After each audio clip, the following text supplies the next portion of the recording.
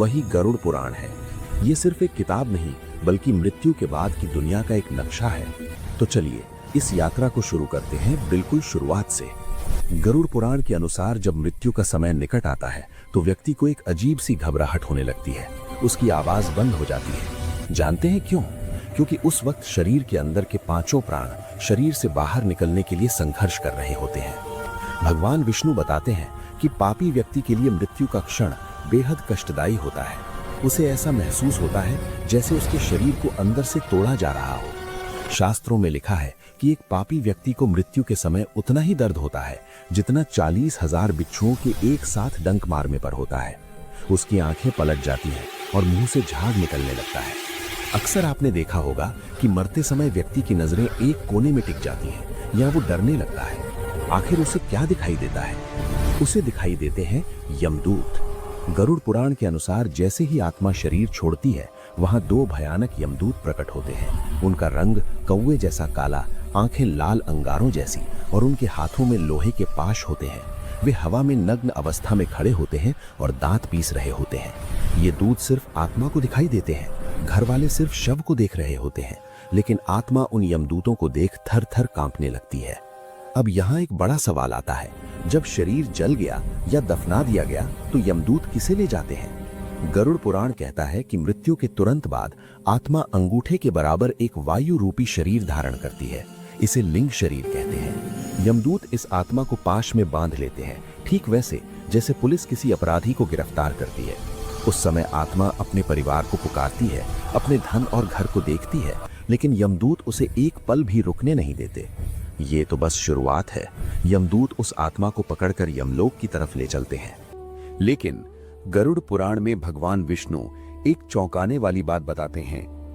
यमलोक के रास्ते का दर्शन कराने के बाद यमदूत आत्मा को वापस उसके घर के दरवाजे पर छोड़ जाते हैं। सोचिए, जिस शरीर को जला दिया गया है वो आत्मा अब भी वहीं खड़ी है, अपने ही घर में, अपने ही बच्चों के बीच।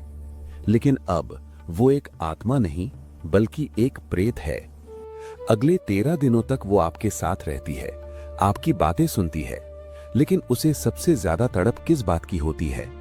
और 10 दिनों तक दिए जाने वाले पिंड से उसका नया शरीर कैसे बनता है? आज पर्दा उठेगा इन गहरे रहस्यों से। गरुड़ पुराण के अनुसार जब तक शरीर का दाह संस्कार नहीं होता, आत्मा उसके आसपास ही मंडराती रहती है। वो बार बार अपने मृत शरीर में घुसने की कोशिश करती है, लेकिन यमदूत उसे रोक देते हैं। जब कपाल क्रिया होती है और शरीर पूरी तरह जल जाता है, तब आत्मा को बहुत गहरा झटका लगता है। उसका मोह भंग हो जाता है। अब उसके पास न शरीर है, न ही उसे कोई देख सकता है।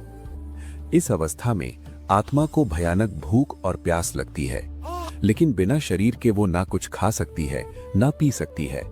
इसीलिए हम जलांजलि देते हैं और पिंडदान करते हैं। अगर ये ना किया जाए तो आत्मा प्रेत बनकर भटकती रहती है। अब आता है गरुड़ पुराण का सबसे वैज्ञानिक और रहस्यमयी हिस्सा। आखिर मरने के बाद 10 दिनों तक पिंडदान क्यों किया जाता है? क्या ये सिर्फ एक रस्म है? नहीं। भगवान विष्णु गरुड़ जी को बताते हैं कि यमलोक तक जाने के लिए आत्मा को एक नए शरीर की जरूरत होती है, जिसे यातना देह कहते हैं। ये शरीर हमारे द्वारा दिए गए पिंडों से बनता है। पहले दिन के पिंडदान से सिर बनता है, दूसरे दिन से गर्दन और कंधे बनते हैं, तीसरे दिन से हृदय बनता है, चौथे दिन से पीठ बनती है, और इसी तरह 10 दिनों में वो सूक्ष्म शरीर पूरी तरह तैयार हो जाता है। जरा सोचिए, अगर किसी का पिंडदान ठीक से ना हो तो क्या होगा? गरुड़ पुराण कहता है कि उसकी आत्मा को अधूरा शरीर मिलता है और वो यमलोक के सफर में भयानक कष्ट सहती है। 10 दिन पूरे होने पर शरीर तो बन गया, लेकिन उसमें जान यानी ऊर्जा आनी बाकी है। 11वें और 12वें दिन के श्राद्ध से आत्मा को भोजन मिलता है। इसी ऊर्जा से उसे यमलोक की 4,47,000 दिनों की कठिन यात्रा करनी है। गरुड़ पुराण में साफ लिखा है, मृत्यु के बाद 12 दिनों तक घर में गरुड़ पुराण का पाठ और दिया जरूर जलना चाहिए। इससे आत्मा को अंधेरे में रास्ता दिखता है और उसे ये समझ आता है कि अब उसका इस लोक से कोई नाता नहीं रहा। 13वां दिन, 13वीं, ये वो दिन है जब यमदूत वापस आते हैं। अब आत्मा प्रेत नहीं रही, उसे नया शरीर मिल चुका है। यमदूत उसे रस्सियों में जकड़ लेते हैं। आत्मा अपने घर, अपने बच्चों और अपनी दुनिया को आखिरी बार देखती है। वो रोती है, गिड़गिड़ाती है, लेकिन यमदूत उसे घसीटते हुए ले जाते हैं। अब शुरू होती है वो यात्रा जो किसी भी इंसान के रोंगटे खड़े कर दे, यमलोक की यात्रा। घर से निकलने के बाद आत्मा को नरक के रास्ते पर चलना पड़ता है, लेकिन इस रास्ते में एक ऐसी बाधा आती है जिसे पार करना पापी व्यक्ति के लिए नामुमकिन है। वैतरणी इसका नाम है वैतरणी। जो लोग जीवन भर पाप करते हैं उनके लिए ये नदी आग से भी ज्यादा गर्म हो जाती है, लेकिन पुण्यात्माओं के लिए ये ठंडी हो जाती है। आज हम देखेंगे यमलोक के उस रास्ते को जहां पानी की एक बूंद के लिए आत्मा करोड़ों साल तक रोती है। 13वें दिन घर छोड़ने के बाद यमदूत आत्मा को यम मार्ग पर ले जाते हैं। ये रास्ता 86,000 योजन यानी लाखों किलोमीटर लंबा है। गरुड़ पुराण कहता है कि इस रास्ते में न कोई पेड़ है, न कोई छाया और न ही पानी। ऊपर से 12 सूर्य एक साथ आग बरसाते हैं। यमदूत पापी आत्मा को जंजीरों से घसीटते हुए ले जाते हैं। उसे भूख और प्यास लगती है, लेकिन उसे खाने को कुछ नहीं मिलता। यहां आत्मा अपने पुत्रों और परिवार को याद करके रोती है, हे पुत्र, मुझे एक बूंद पानी दे दो। लेकिन ये वो जगह है जहां कोई आवाज नहीं पहुंचती। चलते चलते रास्ते में आती है वैतरणी नदी। गरुड़ पुराण के अनुसार ये नदी 100 योजन चौड़ी है। इसमें मांस, कीचड़ और खून का बहाव है। ये नदी पापियों को देखकर ऐसे उबलने लगती है जैसे कड़ाही में तेल उबलता है। जब कोई पापी इसके किनारे पहुंचता है तो नदी से भयानक जीव बाहर निकलते हैं। सुई जैसे मुख वाले कीड़े, वज्र जैसी चोंच वाले गिद्ध जो आत्मा को नोचना शुरू कर देते हैं। पापी आत्मा डर के मारे पीछे हटती है, लेकिन यमदूत उसे धक्का दे देते हैं। वो डूबती है, फिर ऊपर आती है, फिर डूबती है। उसका शरीर जलता है, लेकिन वो मर नहीं सकती क्योंकि वो तो पहले ही मर चुकी है। ये पीड़ा अनंत काल जैसी लगती है। तो क्या इस नदी को पार करने का कोई उपाय नहीं है? गरुड़ पुराण में भगवान विष्णु एक गुप्त रहस्य बताते हैं। जिस व्यक्ति ने अपने जीवन में या मृत्यु के समय गौदान किया होता है, उसके लिए वैतरणी नदी के किनारे एक नाव या दिव्य गाय आ जाती है। वो आत्मा गाय की पूंछ पकड़कर बिना कष्ट सहे इस खौलती हुई नदी को पार कर जाती है। इसीलिए हिंदू धर्म में मरने से पहले वैतरणी गौदान का इतना महत्व है। जो दान नहीं करता उसे तैर कर ही जाना पड़ता है, और नदी का मांस खाने वाले जीव उसे छोड़ते नहीं हैं। जैसे तैसे वैतरणी पार करके 47 दिनों के सफर के बाद आत्मा पहुंचती है धर्मराज नगर यानी यमपुरी। यहाँ चारों दिशाओं में 4 द्वार हैं, लेकिन पापी आत्मा को दक्षिण द्वार से ले जाया जाता है, जो अंधेरे और भय से भरा है। यहाँ गंधर्व और अप्सराएं नहीं, बल्कि चित्रगुप्त के भयानक दूत इंतजार कर रहे होते हैं। अब समय है फैसले का। यमराज के दरबार में पहुंचते ही आत्मा के सामने खुलता है चित्रगुप्त का बही खाता। क्या आपको लगता है कि आपके छिपे हुए पाप किसी ने नहीं देखे? चित्रगुप्त की किताब में न केवल आपके कर्म बल्कि आपके मन के विचार भी लिखे होते हैं, और गवाही देने के पुण्यात्माओं को यमराज भगवान विष्णु के समान सुंदर, सौम्य और मुस्कुराते हुए नजर आते हैं। उन्हें देखकर आत्मा को शांति मिलती है। लेकिन पापियों को यमराज काल के रूप में दिखते हैं। भैंसे पर सवार, काले बादलों जैसा रंग, 30 योजन लंबा शरीर और आंखें ऐसी जैसे जलती हुई भट्टी। उनकी आवाज प्रलय के बादलों की गर्जन जैसी होती है, जिसे सुनकर पापी आत्मा वहीं मूर्छित या बेहोश हो जाती है। यमराज के पास ही बैठते हैं उनके मुनीम भगवान चित्रगुप्त। उनके पास एक रहस्यमयी किताब है जिसे अग्रसंधानी कहा जाता है। इसमें हर जीव के जन्म से लेकर मृत्यु तक का एक एक सेकंड का हिसाब है। चित्रगुप्त यमराज से कहते हैं, हे धर्मराज, इस जीव ने जीवन भर झूठ बोला, धोखा दिया, लेकिन दुनिया के सामने शरीफ बना रहा। इसने अमुक दिन अमुक समय पर यह पाप किया था। आत्मा अक्सर अपने पापों से मुकर जाती है, वो झूठ बोलती है। तब यमराज बुलाते हैं उन गवाहों को जिनके सामने आप कभी झूठ नहीं बोल सकते। गरुड़ पुराण में लिखा है कि सूर्य, चंद्रमा, वायु, अग्नि, आकाश, भूमि, जल, दिन, रात और स्वयं धर्म, ये सब आपके गवाह हैं। इतना ही नहीं, चित्रगुप्त श्रवणों से पूछते हैं जो हर वक्त आपके कंधों पर बैठे होते हैं। जब ये गवाह गवाही देते हैं तो आत्मा का झूठ पकड़ा जाता है। जैसे एक अपराधी सीसीटीवी फुटेज देखकर चुप हो जाता है, वैसे ही आत्मा अपना सिर झुका लेती है। अब कोई बहाना नहीं, कोई माफी नहीं, अब समय है सजा सुनाने का। चित्रगुप्त हिसाब जोड़ते हैं।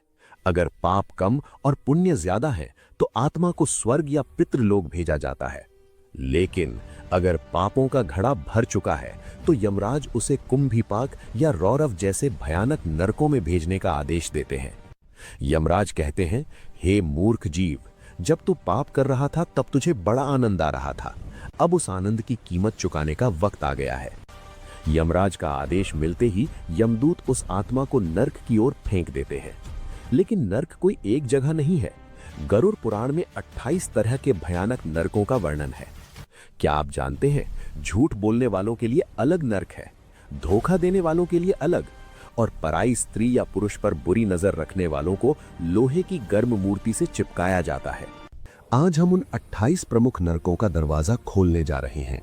क्या आप में सच देखने की हिम्मत है?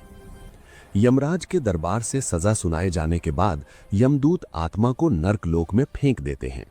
गरुड़ पुराण में 84 लाख नरकों का जिक्र है, जिनमें से 28 मुख्य नरक सबसे भयानक माने गए हैं। यहां एक सवाल आता है, अगर शरीर जल चुका है तो नरक में जलता कौन है? भगवान विष्णु कहते हैं, आत्मा को मिला वो यातना शरीर इस तरह बना होता है कि वो न तो मर सकता है और न ही बेहोश हो सकता है। उसे सिर्फ दर्द महसूस होता है, अनंत दर्द। सबसे पहले बात करते हैं रौरव नर्क की। ये नर्क उन लोगों के लिए है जो झूठी गवाही देते हैं या दूसरों की संपत्ति हड़प लेते हैं। यहाँ रुरु नाम के भयानक जीव होते हैं जो सांप और बिच्छू जैसे दिखते हैं। जैसे ही पापी यहाँ गिरता है, हजारों रुरु उसे एक साथ नोचना शुरू कर देते हैं। वो भागता है, लेकिन जमीन जलते हुए कोयलों की बनी होती है। अगला है कुंभीपाक। ये नाम आपने शायद सुना होगा। ये उन लोगों के लिए है जो अपने स्वाद के लिए बेजुबान जानवरों की हत्या करते हैं या उन्हें तड़पाते हैं। गरुड़ पुराण कहता है, जैसे तुमने उन्हें पकाया वैसे ही तुम्हें पकाया जाएगा। इस नर्क में विशाल कड़ाहे में गर्म तेल खौलता रहता है। यमदूत पापी को उसमें जिंदा उबालते हैं। जब उसकी खाल गल जाती है तो उसे बाहर निकालकर फिर से ठीक किया जाता है ताकि उसे दोबारा उबाला जा सके। आज के दौर में यह पाप बहुत आम हो गया है, व्यभिचार। जो स्त्री या पुरुष अपने जीवन साथी को धोखा देते हैं और पराये लोगों के साथ संबंध बनाते हैं, उनके लिए गरुड़ पुराण में सबसे दर्दनाक सजा है। उन्हें तप्त मूर्ति नर्क में भेजा जाता है। वहां लोहे की एक बेहद खूबसूरत मूर्ति होती है जिसे आग में तपाकर बिल्कुल लाल कर दिया जाता है। यमदूत पापी को कोड़े मारते हैं और उस जलती हुई मूर्ति को आलिंगन करने के लिए मजबूर करते हैं। जैसे ही वो उसे गले लगाता है, उसका पूरा शरीर जलकर राख हो जाता है और फिर जुड़ जाता है। ये सजा तब तक चलती है जब तक उसके पाप नहीं धुल जाते। जो लोग अपने कर्तव्यों से भागते हैं, मित्रों को धोखा देते हैं या वेदों या धर्म का अपमान करते हैं, उन्हें 80 पत्र वन जंगल में छोड़ा जाता है। ये एक ऐसा जंगल है जहां पेड़ों के पत्ते तलवार की तरह धारदार होते हैं। यमदूत पापी को दौड़ाते हैं। जैसे ही वो भागता है, तलवार रूपी पत्ते उसके शरीर को चीर देते हैं। हर कदम पर उसका शरीर कटता है। और जो लोग अपनी शक्ति के नशे में दूसरों को सताते हैं या जरूरतमंदों की मदद करने के बजाय उनका अपमान करते हैं, उन्हें अंधकूप में गिराया जाता है जहां सिर्फ अंधेरा है और जहरीले सांप उन्हें डसते रहते हैं। ये सजाएं सुनकर शायद आपका मन डर गया हो, लेकिन गरुड़ पुराण का उद्देश्य डराना नहीं बल्कि सही राह दिखाना है। भगवान विष्णु कहते हैं कि जो मनुष्य जीते जी अपने पापों का प्रायश्चित कर लेता है, ईश्वर से माफी मांग लेता है और दोबारा वो गलती न करने की कसम खाता है, उसे इन नरकों का मुंह नहीं देखना पड़ता। लेकिन सजा काटने के बाद क्या होता है? जब नर्क की सजा पूरी हो जाती है तो आत्मा को दोबारा पृथ्वी पर भेजा जाता है, लेकिन इंसान के रूप में नहीं। पाप कर्मों के अनुसार कोई कुत्ता बनता है, कोई सुअर तो कोई पेड़। गरुड़ पुराण के 5वें अध्याय में पक्षीराज गरुड़ ने भगवान विष्णु से यही प्रश्न पूछा था कि प्रभु, मरने के बाद जीव को किस आधार पर नया शरीर मिलता है और पिछले जन्म के पापों का निशान अगले जन्म में शरीर पर कैसे दिखाई देता है? हमारे कर्म ही हमारे अगले शरीर का बीज बोते हैं। भगवान विष्णु बताते हैं कि जो लोग गंभीर पाप करते हैं उनकी आत्मा को नरक की सजा काटने के बाद भी शांति नहीं मिलती। उन्हें अलग अलग योनियों में भटकना पड़ता है। गुरु का अपमान। जो शिष्य अपने गुरु का अनादर करता है वह अगले जन्म में जल रहित स्थान में भयानक ब्रह्म राक्षस बनता है। चोरी का फल। सोने की चोरी करने वाला कीड़ा बनता है और अनाज की चोरी करने वाला चूहा बनता है। विश्वासघात। जो व्यक्ति किसी के भरोसे को तोड़ता है वह अगले जन्म में मछली बनता है। स्त्री का अपमान। महिलाओं का अपमान करने वाला या उन पर अत्याचार करने वाला अगले जन्म में भयानक रोगों से ग्रसित होता है या उसे भेड़िया बनना पड़ता है। क्या आप जानते हैं कि वर्तमान जीवन की बीमारियां हमारे पिछले जन्मों का सिग्नेचर होती हैं? गरुड़ पुराण के अनुसार अंधापन। जो व्यक्ति दूसरे की संपत्ति या स्त्री पर बुरी नजर रखता है वह अगले जन्म में अंधा पैदा हो सकता है। कोढ़। गौ हत्या या महापाप करने वालों को कोढ़ का रोग मिलता है। गूंगापन। जो लोग अपने ज्ञान का अहंकार करते हैं या झूठ बोलते हैं वे अगले जन्म में मूक यानी गूंगा पैदा होते हैं। भगवान विष्णु कहते हैं कि 84 लाख योनियों यानी पशु, पक्षी, कीट पतंगों में भटकने के बाद जब पाप और पुण्य का संतुलन बराबर होने लगता है तब जाकर ये अनमोल मानव तन मिलता है। लेकिन याद रहे, मनुष्य का जन्म केवल भोग के लिए नहीं बल्कि पिछले कर्मों को सुधारने और मोक्ष की ओर बढ़ने के लिए मिलता है। यदि इस जन्म में भी हम केवल पशुओं जैसी प्रवृत्तियों यानी खाना, सोना, डरना में लगे रहे तो फिर से वही 84 लाख का चक्र शुरू हो जाता है। क्या आपने कभी सोचा है कि जब आप अपनी मां के गर्भ में थे तब आप क्या सोच रहे थे? क्या आपको पता है कि गरुड़ पुराण के अनुसार जन्म से पहले हर इंसान को अपने पिछले सैकड़ों जन्मों की एक एक बात याद होती है? उस अंधेरे कमरे में जहां ना कोई रोशनी थी ना कोई साथी, वहां आपने ईश्वर से एक बहुत बड़ा वादा किया था। लेकिन जन्म लेते ही ऐसा क्या हुआ कि आप सब कुछ भूल गए? आज गरुड़ पुराण के गर्भवास के दुख अध्याय के जरिए हम उस रहस्यमयी सफर पर चलेंगे जिससे हम सब गुजरे हैं, लेकिन याद किसी को नहीं। गरुड़ पुराण के 6 अध्याय में पक्षीराज गरुड़ के पूछने पर भगवान विष्णु बताते हैं कि मृत्यु के बाद कर्मों के अनुसार जीव फिर से गर्भ की यात्रा शुरू करता है। पुरुष के अंश के माध्यम से आत्मा स्त्री के गर्भ में प्रवेश करती है। पहले दिन वो केवल एक सूक्ष्म बिंदु होता है, 5वें दिन वो एक बुलबुले का आकार लेता है और लगभग 15 दिनों में वो मांस का एक पिंड बन जाता है। तीसरे महीने तक हाथ, पैर और अंग बनने लगते हैं, लेकिन असली खेल शुरू होता है 7वें महीने से। 7वें महीने में उस नन्हे से शरीर में चेतना जागृत होती है। इसी समय उस जीव को होश आता है कि वो कहाँ है। आज के विज्ञान के लिए गर्भ एक सुरक्षित जगह हो सकती है, लेकिन गरुड़ पुराण इसे कुंभीपाक नरक के समान बताता है। भगवान विष्णु कहते हैं कि वो नन्हा जीव अपनी मां के पेट में मौजूद गंदगी और मूत्र के बीच लिपटा होता है। मां जो तीखा, कड़वा या गर्म भोजन करती है उससे उस कोमल त्वचा वाले जीव को असहनीय जलन होती है। उसी कष्ट के बीच उस आत्मा की जातिस्मरा शक्ति जागृत होती है। उसे अपने पिछले हजारों जन्म याद आने लगते हैं। उसे याद आता है कि पिछले जन्म में उसने क्या पाप किए थे, किसे धोखा दिया था और कितनी बार वो इसी तरह पैदा होकर मर चुका है। वो बच्चा गर्भ के अंदर तड़पता है, रोता है, लेकिन उसकी आवाज बाहर नहीं आ सकती। जब कष्ट अपनी चरम सीमा पर होता है तब वो जीव भगवान से प्रार्थना करता है। गरुड़ पुराण के अनुसार बच्चा गर्भ में हाथ जोड़कर कहता है, हे प्रभु, मुझे इस नरक से बाहर निकालो। इस बार मैं बाहर जाकर केवल आपका सुमिरन करूंगा, अच्छे कर्म करूंगा और खुद को इस जन्म मरण के चक्र से मुक्त करूंगा। वो ईश्वर से वादा करता है कि वो मोह माया में नहीं फंसेगा। जैसे ही 10वां महीना आता है, प्रसूति की हवा या प्रसव की शक्ति उसे बाहर की ओर धकेलती है। बाहर निकलते समय जो पीड़ा होती है उससे वो बच्चा मूर्छित सा हो जाता है और जैसे ही वो धरती पर गिरता है, भगवान विष्णु की वैष्णवी माया उसे घेर लेती है। शास्त्र कहते हैं कि जन्म लेते ही लगने वाली ये बाहरी हवा और माया का प्रभाव इतना गहरा होता है कि बच्चा तत्काल अपने पिछले जन्मों का ज्ञान और ईश्वर से किया गया वादा भूल जाता है। इसीलिए पैदा होते ही बच्चा रोता है। वो रोना दरअसल एक विलाप है कि मैं फिर से इस माया जाल में फंस गया। जिसे वो अपना रक्षक समझता था, अब वही जीव अज्ञानता के वश होकर सांसारिक रिश्तों को अपना समझने लगता है। दोस्तों, गरुड़ पुराण का ये अध्याय हमें याद दिलाता है कि हम यहाँ केवल जीने और मरने नहीं आए हैं, बल्कि उस वादे को निभाने आए हैं जो हमने माँ के पेट में तड़पते हुए ईश्वर से किया था। हम सब उस जेल से छूटे हुए कैदी हैं जो बाहर आते ही अपनी सजा भूल गए हैं। क्या आपने कभी सोचा है कि मृत्यु के